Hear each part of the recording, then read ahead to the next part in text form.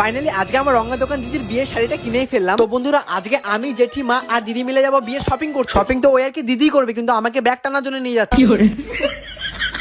বাড়ির একমাত্র সুপুত্র হওয়ার কারণে এই সমস্ত কাজ শুধু আমার কপালেই জোটে। তাই আর কি টোটোতে বসে আমরা সবাই মিলে চলে এলাম বিধান মার্কেট। আর ভাই মার্কেটে ঢুকতেই একটা খরচা হয়ে গেল। মার পাম্পসের জুতোটা ছিঁড়ে যায়, তখনই একটা জুতোর দোকানে ঢুকে আমরা অনেকগুলো জুতো দেখলাম, কিন্তু সেখান থেকে মার একটা জুতো পছন্দ হলো না। তারপর আমরা অন্য একটা দোকানে গেলাম। তুই আমার পিঠের উপর অনেক পড়েছিস, এবার তুই বিদায় জানা।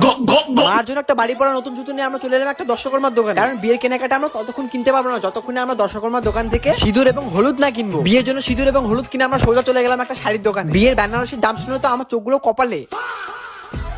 যাই হোক, বিয়ে মানুষ জীবনে একবারই করে, তাই আর কি সবকিছু মুখ বুঝে শুয়ে নিলাম। আর অধিবাসের দিনে গামছা লাগে বলে একটা গামছাও নিয়ে নিলাম। বাকি আমারও মনে হচ্ছে যে বিয়েটা করেই ফেলি। সত্যি বন্ধুরা, বউ ছাড়া আর কি থাকাই যাচ্ছে না। ফাইনালি আমাদের সমস্ত কেনাকাটা হয়। বাকি তোমরা যদি এই ভিডিওটাতে 80,000 লাইক করতে পারো তাহলে আমি দিদির বিয়ে লং ব্লগ আপলোড করবো। দেখি তোমরা চ্যালেঞ্জটা কমপ্লিট করতে পারো কিনা।